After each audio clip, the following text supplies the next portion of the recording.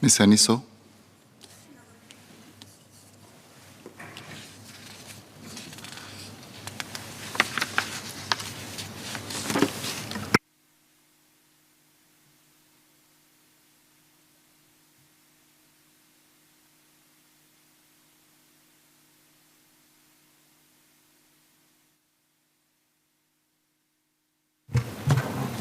Sir, it is essential for preschools to ensure a safe and conducive environment for children to learn, play, and develop. The Early Childhood Development Agency, ECDA, takes a serious view of child mismanagement in preschools. Under the Early Childhood Development Centres Act and regulations, all preschools are required to adhere to safety requirements and ensure the safety and well-being of enrolled children. For instance, actions such as corporal punishment, giving harsh, humiliating, or degrading responses of any kind, and deprivation of meals are prohibited. Preschools are required to put in place practices to enable respectful, responsive, and reciprocal staff-child interactions that support children's learning. Preschools must also make sure staff use positive and developmentally appropriate methods to interact and communicate with children and infants. Apart from communicating clear guidelines on appropriate child management to staff, center leaders are also expected to carry out regular observations of staff-child interaction. They should also provide timely feedback to staff on concerns regarding their management of children and intervene if necessary. ECDA works with educational institutes and training providers to incorporate child-safe practices in the training curriculum for early childhood educators. In their pre- and in-service training, educators learn about appropriate child management strategies as well as practices which are prohibited under our regulations. ECDA also promotes sharing of good child management practices among educators during our regular engagements with the sector and our visits to preschools. To check preschools' compliance with regulatory requirements, ECDA conducts regular unannounced supervisory visits. ECDA also conducts investigations promptly every time we receive feedback on suspected child mismanagement. Preschools found to have inadequate child management measures in place may be issued warning letters, subjected to financial penalties, have their license revoked, or license tenure shortened. Notwithstanding the measures highlighted earlier, unfortunately, there can still be incidents of child mismanagement. In the event of alleged child mismanagement, preschools are required to report the incident to ECDA within 24 hours. For serious cases, such as where there appears to be clear intent to harm the child, the case will be referred to the police for criminal investigation. Thank you. Ms. Aniso?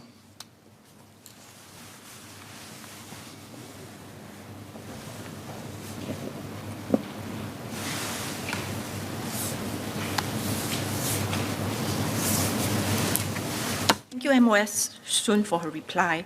I have 3 SQs in this regard. Firstly, is that understand that there was actually this case that was published in February in relations to actually a preschool teacher harming an infant, and it was the teacher particularly had actually withheld material informations, and as a result, there was a delay in terms of detections of the injuries that were suffered by the infant.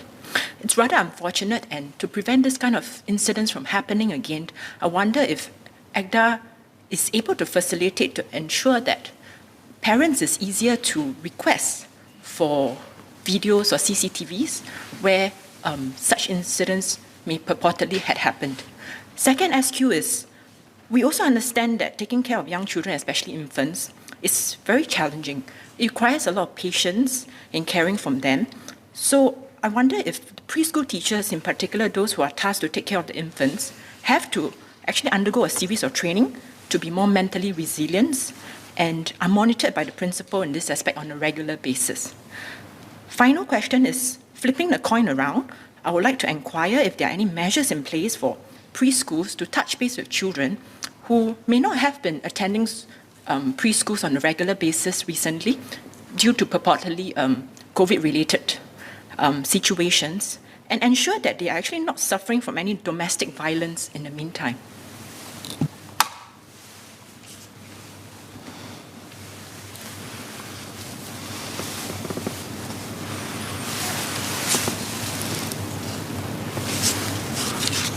I thank the member for her 3 supplementary questions. On the first point about the case that she highlighted, the case is now before the courts. I would just like to assure the member that while the investigations were ongoing, that the preschool had suspended the staff in December 2019 and then terminated her employment in January 2020. There was also a warning letter issued to the staff for child mismanagement. Subsequently, she's not allowed to continue working in preschools. You mentioned a specific point about CCTV. Indeed, when there are cases of alleged child mismanagement, the preschool is required to do what they can, including looking at CCTV footage, to be able to present the material to parents as well as to the police to aid them in their investigations. On the second point that the member raised, indeed, ACTA ensures that when it comes to pre-service training as well as in-service training, that there is a need to enable our preschool staff to have the appropriate child management strategies. So, for instance, in pre-service training, individuals have to undergo ACTA-accredited early childhood programs which cover the following areas. Firstly, classroom management and positive guidance strategies. Secondly, they have to adhere to the code of ethics in engaging children in preschools, and they are also reminded about the practices that are prohibited under the ECDC regulations. And I had mentioned that earlier in my main response, which is about the use of corporal punishment, deprivation of meals, etc. These are all strictly prohibited. At the same time, in-service training is also very important, and that's why the ACTA works with the NIEC and private training providers to provide continuing professional development courses to support staff in the management of children's behaviors. On the third point you mentioned, indeed, we are concerned about cases whereby the children may be experiencing family violence or domestic violence at home.